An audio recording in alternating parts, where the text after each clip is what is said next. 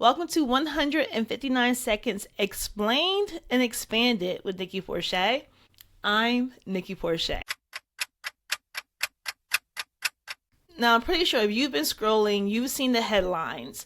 Unemployment rate is the highest it's been since September 2021. It's at 4.6%. That's a significant shift, especially from this year when it was just 4%. And the crazy part about this is employers have been adding jobs, 64,000 jobs in November, That's a good thing, that's positive. But it does not offset nearly 100,000 jobs that were lost in just October. And this is due to the federal government shutdown. This is due to the new administration doing the things that the new administration is doing. Now, I know this sounds odd, right? How can unemployment go up when jobs are being added? The headline number doesn't stand alone, but yet they want us to believe these things. And beneath the surface, Black workers and teenagers, Black people are facing a much higher unemployment rate overall than anyone else. In November, the unemployment rate for Black Americans was up to 8%. Black teens, 16%. So you're like, why does this matter to me?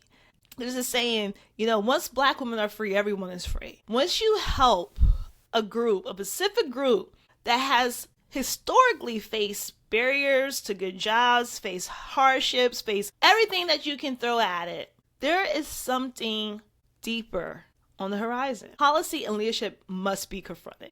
I told you this is about Georgia. I'm running for Georgia Labor Commission. Now, the unemployment rate, the official unemployment rate, has been lower than the national average at 3.4% as of September 2025. The report that just came out is already a month behind. We never got a report in October, so we're still going off of September numbers. And when I travel Georgia, when I talk to people in Georgia, the number that's on paper is not matching Georgians' lived experience. First off, the rate only counts people who are actively looking for work and who aren't working. These are the people who are reporting to the Department of Labor. You have to go through the system and say that I looked for a job this week. This does not account for people who stopped looking because they got discouraged, they got depressed. It just does not seem to be happening for them, who are working part-time, who are doing gig work. It does not even count those people. Again, this was from September, and we're now in the middle of December. Secondly, a low unemployment rate can mask where jobs are disappearing. Like, this kind of mismatch doesn't show up in just a single rate. Behind those numbers are people who are struggling with a stalled hiring process. They are delayed benefits. They're underemployed. There are a lot of people who are working and it is not working. And when layoffs happen, when separations happen, and they've been happening significantly higher this year than any other year. Many workers here in Georgia are receiving WARN notices, and that's a sudden income loss. And that doesn't even count into what's happening mentally, like the depression that goes on when you lose your job, the sadness that comes about when you're trying to figure out how you are going to pay these bills this month. I've lived this life. I've been unemployed in Georgia. I've been unemployed in Georgia as a single mom.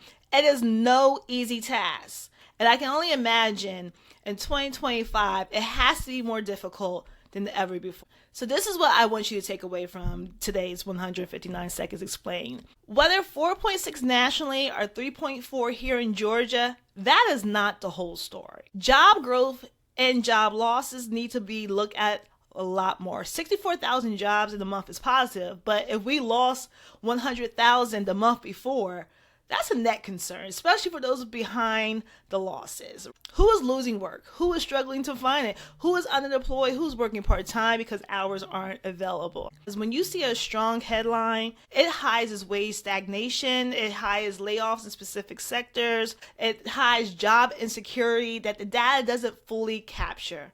Me sharing this is why I'm doing this work, why I'm running for Georgia Labor Commissioner. If we want labor systems that work for people, we have to build policy that is based on the full picture, not just a soundbite, not just a headline.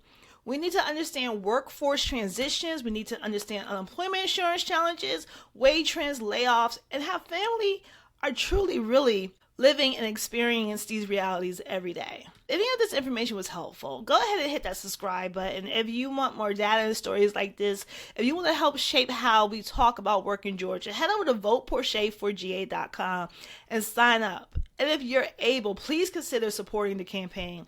We can bring these conversations to every community in all 159 counties, but more importantly, we can do this work to make sure that work is working for everybody in Georgia. Because if we don't talk honestly about the numbers and the people behind them, we can't fix what's not working. This has been 159 Seconds Explained and Expanded with Nikki Porche.